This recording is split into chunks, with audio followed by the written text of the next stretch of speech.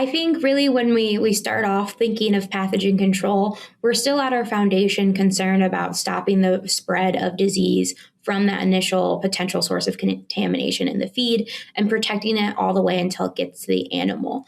But as I think within especially the last decade from PDV times, we've really been able to expand beyond that.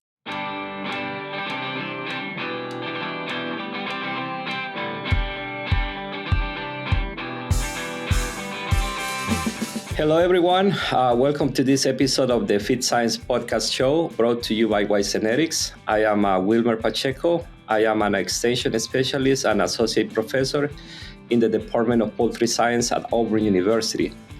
We are dedicated to bringing you the latest insights and discussions in the feed industry. So get ready to expand your knowledge and stay ahead with today's episode.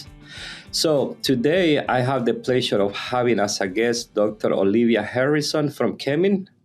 And Dr. Harrison is involved in research focused on pathogen control and feed safety, working to develop and evaluate mitigation strategies that are both scientifically sound and commercially relevant. Her work bridges the gap between laboratory research and real-world feed mill application, helping the industry better understand how to measure, interpret, implement effective pathogen control programs. Hello, Olivia. How are you doing? Good. Thanks for having me today. Thank you. Thank you for being with us. And Olivia, could you please share some insights of your professional experience with our audience? Yeah, absolutely. So I went to grad school at Kansas State University under Dr. Jones. And so I had the opportunity to really focus in on that feed safety aspect as we understand better the kind of how feed safety is the understanding between animal nutrition, animal health, and feed science. And so I worked a lot in my master's on salmonella and bacterial pathogens. And then in my PhD, focused more on the swine viral pathogens in feed, including feed mill disinfection and prevention and biosecurity. And that really led me to my job here at Kemin. So I work with swine producers, poultry producers, and feed mills on their biosecurity programs, focusing in on feed mitigation with pathogen control and our SalCurve product at Kemin. So it's been a really great opportunity to work closely with all aspects of the feed supply chain going forward. You already know that the key to a profitable operation is healthy, productive animals. This starts with the quality and safety of your production inputs.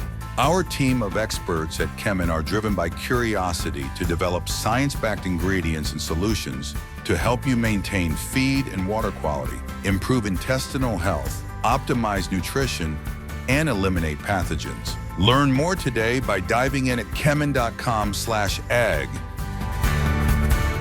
Excellent. So we are gonna discuss, about pathogen control today, and we need to remember that feed is no longer viewed simply as a source of nutrient, but it's also recognized as a potential entry point for pathogens into the production system and potentially into the food chain. So that really has elevated feed safety from a quality control issue to an strategic priority for nutritionists, feed mill managers, integrators, and researchers. And since you are in Kemin, we all know that Kemin has been a leader in mitigation of pathogens in feed for many years. So could you share what are the primary research priority today when it comes to pathogen control in feed? Yeah, I think really when we start off thinking of pathogen control, we're still at our foundation concerned about stopping the spread of disease from that initial potential source of contamination in the feed and protecting it all the way until it gets to the animal. But as I think within especially the last decade from PDV times, we've really been able to expand beyond that. And so now we're beginning to really hone in on some of the science behind how it works. One of the big things we're excited for our customers is we're really getting more into the contact time. So how long does it take upon the initial application of the product when we're going to see inactivation of pathogens? And so we're doing some internal research on that right now. But I think as we think of formaldehyde in general and pathogen control, innovation is always so important. So we're continuing to see new products being produced from Kemin. Hopefully, we're seeing some that are going to reach the United States in the next couple of years as we have, registration completed. But excited to continue offer solutions that are not just formaldehyde. It is the gold standard of pathogen control, but we understand it's not for everybody from a safety concern or just the mill setup. Formaldehyde may not be the best option.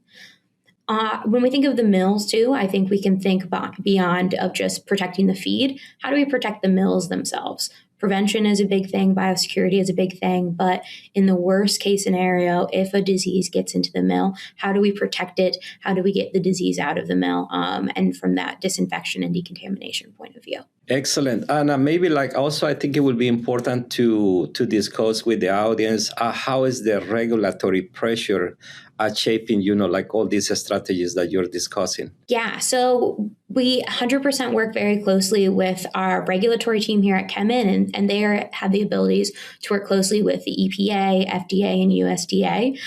When we think about regulatory pressure, currently we're the only one that is FDA regulated for use of feed mitigation, and we're continuing to hope to expand on that.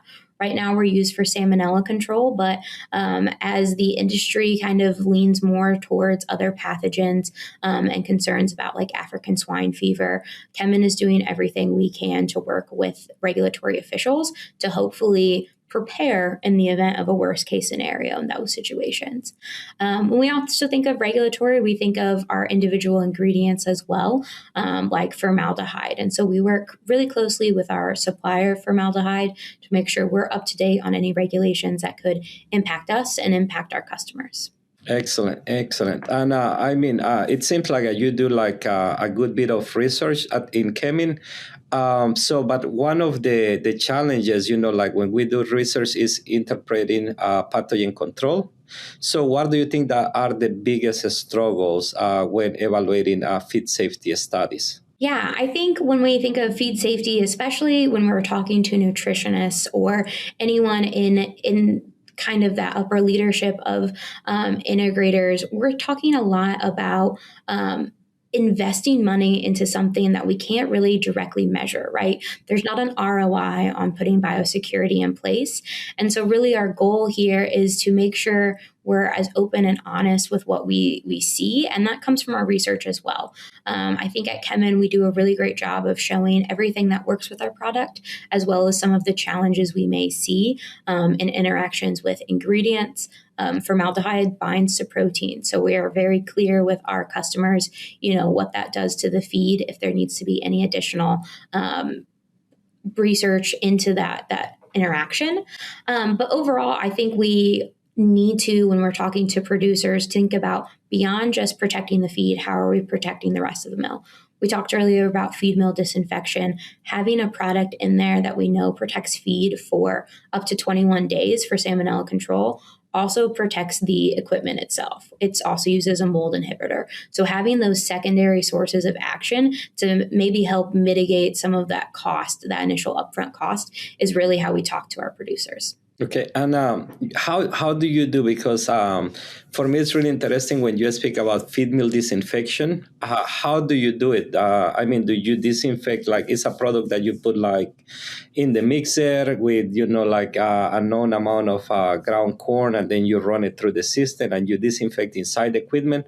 Or do you have to disinfect the whole feed mill, walls, everything? How does that work? Yeah, so we've looked at it both ways. So my research at Kansas State actually looked at using it as a flush material and being able to, what is that impact there on kind of that routine maintenance or even the disinfection type quantity. And it does work like that. We know, you're having to have that disinfection and that flush. That material is able to get to kind of the nooks and crannies of a feed mill better than anyone else human movement or human involvement could. But we also can think of it on a routine maintenance. At AASV in 2025, we had a really great tech poster that talked about when you're using formaldehyde and Salcurb, even at lower concentrations, like some of our mills may do, we saw reduction in EBAC, so Enterobacteriaceae, levels when they're just using the feed on a routine basis or using the product on a routine basis. So even without doing any additional steps, we're able to reduce the obviously bacterial concentration in the feed, but also reduce bacterial concentration on non-feed contact surfaces. And that's without doing any extra work, which I think every mill employee would love to see, not having any extra steps to their day. Mm-hmm. And how do they validate that? Because I imagine that there are different assays that you are using. So let's say if I want to test like a disinfectant, what do I do? Where do I sample before I run? Like the flush material, and after I run the flush material. Yeah, so we were looking specifically at EBAC, and I always think bacteria is a little easier to work with than viruses because it's able to replicate by itself. So we're able to see right then, as we're doing plating or anything like that, what the concentrations are, if it's still alive and able to replicate. When we compare that to viruses, it definitely gets a bit more tricky. I think the industry is most familiar with PCR and those cycle threshold or CT results. And I think those give us such a great baseline for is viral RNA or DNA present within a mill, but it doesn't give us as much clarification on what that actually means, right? I could find viral RNA probably out on some vehicles right now, but that doesn't mean they're actively spreading some viral pathogens as they go site to site. And so I think when we really want to dig into how are we able to have a well-rounded product and a product line is making sure there's a well-rounded base of assays used for the product. So not just PCR, but maybe get some virus infectivity studies going either through a VI model or even a bioassay type model as well. Okay, and when they do like this sampling, do they swap the surface, or how does this sampling occurs in the feed mill? Yeah, so either for bacteria or for viruses, it is a swab that you would be taking at those locations, especially for any environmental services or like workers' boots, brooms, anything like that. When we think of feed itself, there are especially for bacteria, there are FDA-approved ways to have bacterial counts from the feed, and we're working on what is the best way to sample feed for viruses, which is, I think when we compare it back to like mycotoxins, you have some of the same issues, right, with hotspots within the feed of the virus. And so we're continuing to see what is the best route of action for measuring viral quantities in the feed. Okay, excellent. And so another thing that I think is very important for our audience is like when you are using a mitigant, and what type of mitigation strategy do you use, and how do they define what is the best for their operation? Because, like it could be like biosecurity, it could be feed mill design, it could be ingredient sourcing, because we know like some ingredients might be like more prone to have like bacterial contamination. So what is your advice when choosing the right mitigation strategy? Yeah, I think to choose the right strategy, it's really to take a step back and figure out what is your main goal, right? Is your main goal that feed mill disinfection? Is it to you have a contamination standpoint coming in, so you want to be able to protect everything from that contamination standpoint out. And so in those cases, again, you're really wanting to hone in on what you're trying to do. If you're looking for long-term protection, you obviously want an ingredient that has had multiple studies that they look at not just a day one or initial contamination standpoint, but multiple standpoints throughout. I think also look at your supply chain. If there's a risk of recontamination, look at those studies. Have they been able to recontaminate the product without having to add more product to kind of reduce quantities? When we think of mill disinfection as well, I think we think of how do you want that product to spread, right?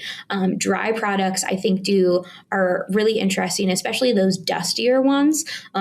They have a great opportunity to spread throughout a mill, but sometimes, especially, they don't flow as well throughout a mill when we think about it. So you really want to take a look at the mill itself. What is it going to help your employees with this process? Because like anything, we want production to be as smooth as possible. So making sure that production isn't stopped, they're not having to constantly bang on bins or anything like that is a huge source of frustration that we would try to avoid. So sometimes that's why liquid materials may be better. We know they flow. Kemin has done a lot of work personally with our equipment to make sure our liquid application is as precise as possible. I think the last big part of things is safety. Obviously, with a formaldehyde-based product, I talk a lot about safety. There's EPA and OSHA regulations in place for formaldehyde, and so that does hinder some of our feed mills from having this in place. But when we think of comparing formaldehyde to other products, organic acids also create some sort of safety measure. They're pretty strong on the nose as well. So regardless of what you're choosing, making sure you're aware of the hazards in place and how to protect your mill employees when using the product is another thing to consider when you're choosing those programs and who has a program in place to assist you in that. Okay, excellent. And you were discussing, when we use these products, liquid is a good way to use them, right? Do you know, like, if the feed mills are applying all the liquids in the mixer, or they are applying half of the product, in the mixer, and then half of the product post pellets? So we have a mix of both for our systems that we have in place. I would say the majority of our users do use it directly in the mixer, but we do have some that are either going to apply half and half, as you said, mixer and post pellet, or all of it post pellet. So again, like we are very fortunate at Kemin to have an entire engineering team in place that works very closely with equipment manufacturers to figure out what the best mode of application is for any of our mill designs that we have in place. Okay, excellent. And since since we have been talking a little bit about like formaldehyde, we know formaldehyde-based products have historically been widely used, but as you are mentioning, they pose some regulatory and handling requirements. So, what is in your opinion, what is the current outlook of formaldehyde use in the U.S.? Yeah, so formaldehyde, I think some people, they automatically think of the other connotations or uses of formaldehyde when you think of it like in wood manufacturing, plywood, wood glue, things like that. So it's widespread beyond just the animal feed avenue. Overall, though, when we look at formaldehyde usage, because of the need for feed biosecurity and feed safety, animal feed is actually exempt from any new regulations that put into place. So that means that if new lower exposure limits would be put in place, there would be some sort of exemption for animal feed usage because the U.S. government does understand the necessity for protecting our feed supply chain. However, if our suppliers are under those manufacturing regulations or anything like that, and we can't get the product, that exemption doesn't do us a lot of good. So we work really closely with our supplier, and they work closely with governmental agencies to make sure that when thinking of formaldehyde regulations, that it's based off of sound science and able to best represent not only the safety measures that are already put in place, but also how we can best still serve the different industries in that. So currently, EPA is undergoing a review of formaldehyde. There have been some decisions brought forward and reviews brought forward from like TSCA that have been put in place. However, no definitive rules or regulations have been changed. If there were to be anything, it'd be about a 5-year period before anything was to be implemented between the comment periods and the implementation time for startups. So right now we're very confident that we're able to continue to supply our customers with product for at least the next 5 years. But honestly, we're looking way beyond that, and our supplier seems very confident that even if lower exposure levels or anything were to be put in place, they would be able to maintain those standards, because they already do in other markets. In the European markets that do have lower exposure limits, they have production facilities there, and they're still able to supply formaldehyde. So that continued work with our suppliers is really what's helping us keep the momentum moving forward. Okay, yeah, and I mean, something that you are discussing that is very important is like these products play like a very important role in feed safety, because they do help to prevent recontamination of the feed, like especially after the thermal processing, after pelleting. Do you know, like, if some feed mills are taking like, like an additional measurements, like if they are filtering the air that is used to cool down the pellets to prevent like any like environmental pathogens to enter after the thermal processing, or another thing that I see sometimes is like the air that is used to cool down the pellets, depending on the feed mill design. After the cyclone, those fines can come back to the conditioner, but many times they go with the pellets. So what other things are they doing, to prevent especially recontamination after like the thermal processing? Yeah, absolutely. So I think when we think about filtering or anything like that, I don't think we've quite gotten there on a large scale for mills for pelleting. I think that definitely is something to consider, and what may be a next step when we think of biosecurity and prevention. Fines are probably one of the biggest and easiest things we can work with. Having the fines, not putting them in the finished product. If you really do want to reduce your shrinkage, taking the fines all the way back to the mixer, so they're at least going through that pelleting process again and having that thermal step, maybe even getting reapplication of some sort of mitigant is the best option if you do not want to throw away fines. When we think about that, fines, we know from especially mycotoxin work, fines and the cast-offs really can sometimes have the highest levels of a contaminant. So throwing them away is obviously probably your best practice, but if you really want to reincorporate them, sending it all the way back to the beginning so you can have all of those mitigation and kill steps in between would be the best option. Mm-hmm. Yeah, like something that I'm at least advising to the feed mills that just put back the fines with the pellets is because you're going to have an airlock there.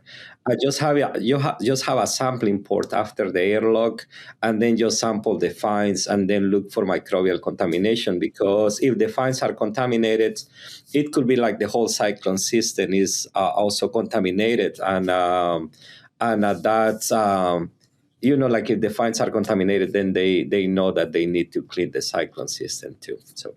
Yeah, absolutely an option on kind of that routine maintenance and prevention side of view. Yeah. So, like another, and this will be like, like the last question that I have for you has been like a really interesting conversation. But if you could give one piece of advice to feed mill managers trying to improve pathogen control today, what will it be?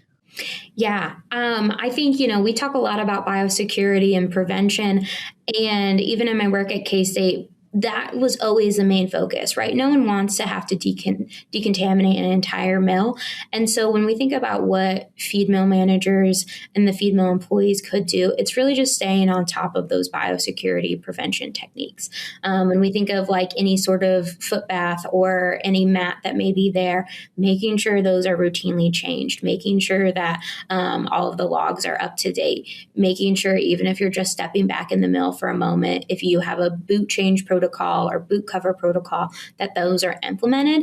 I know biosecurity fatigue can definitely happen, but staying on top of that is the the number one priority, more so than any mitigation or anything. Those things, if they're in place, will happen naturally as part of the production routine. But it's really that human movement and involvement that is the biggest thing any feed mill manager can change. Yeah, I mean that's an excellent advice. I have had the opportunity to be in a feed mills in Brazil, and then you cannot really enter the feed mill with your clothes. You need to change, then you need to change your boots, and then you gotta go through a bath.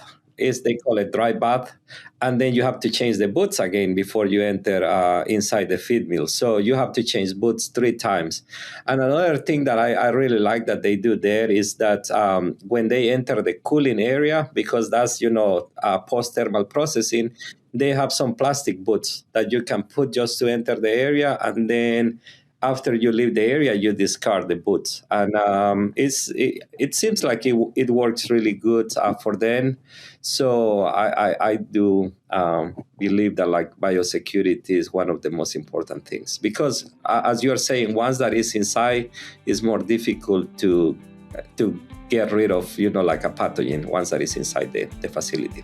Yeah, absolutely. Mm-hmm. Well, that concludes another episode of the Feed Science Podcast Show presented by Wysenetics. Thank you for joining us today. Don't forget to subscribe on future episodes. If you enjoyed today's episode, please leave us a comment. Thank you, Dr. Harrison, and thanks everyone, and I hope you have a blessed day.